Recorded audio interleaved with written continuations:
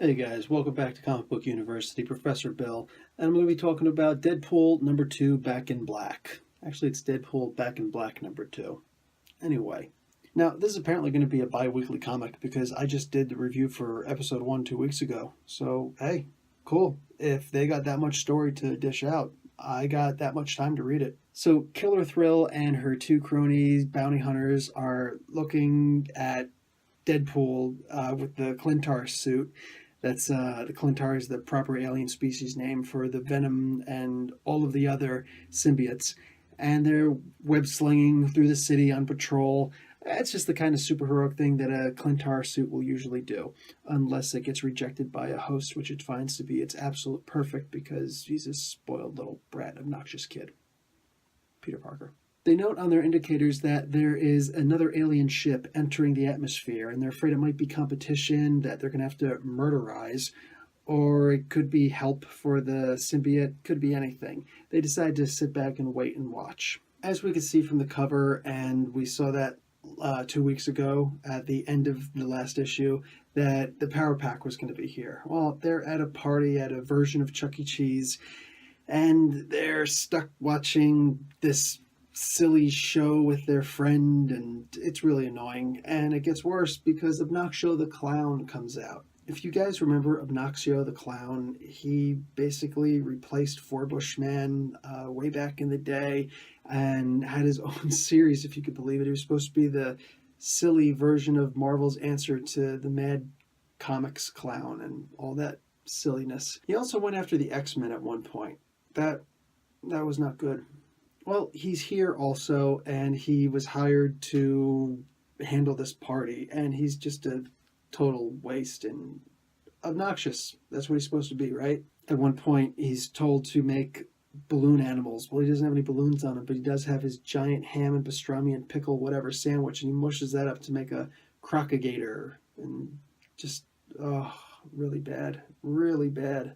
In case you're wondering, you will not like this comic unless you like fart jokes. Well, the party is crashed, literally, by the Snarks. I think that's a great name. These are guys who are trying to steal the powers of the Power Pack way back in the 80s. And there are a lot of 80s references in here. They mention Pole Position, amongst other things. Great video game. It was better in the arcades than it was back on the home consoles, but whatever.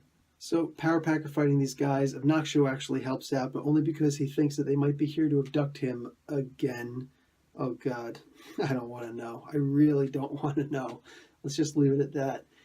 But he starts running away when he realizes that they're not here for him. They're here for the Power Pack.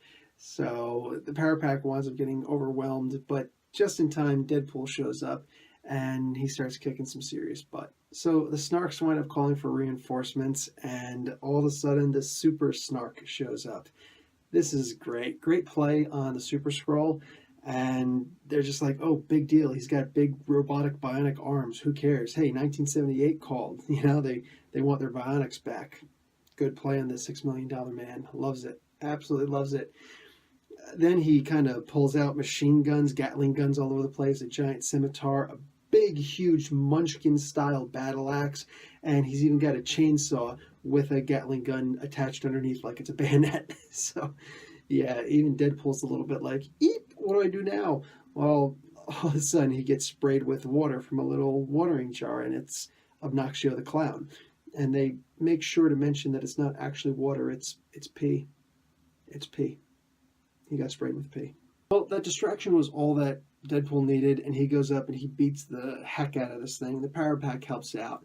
All the Snarks realize, uh-oh, this is really bad, so we gotta boogie out of here. So they start trying to fly away. Unfortunately for them, Deadpool came along with them, went inside and ate them. He ate all of the Snarks.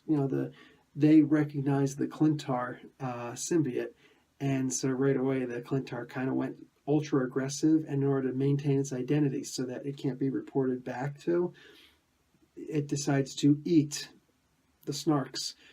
Ew. Deadpool actually burps later on. Yuck. Anyway, so that's that. A couple little quipes are made, and then Deadpool swings off. He likes the whole thwip thing. So He goes on top of this rooftop, and all of a sudden you hear, "Face it, Tiger, I just hit the jackpot." Nice plan, Mary Jane, except it's not Mary Jane, it's the Black Cat, and she seems to think that this is Spider-Man.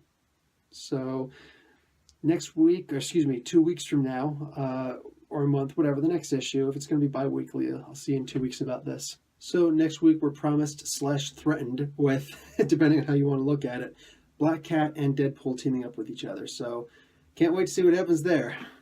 This is Professor Bill, Comic Book University. That's my cat. Class dismissed.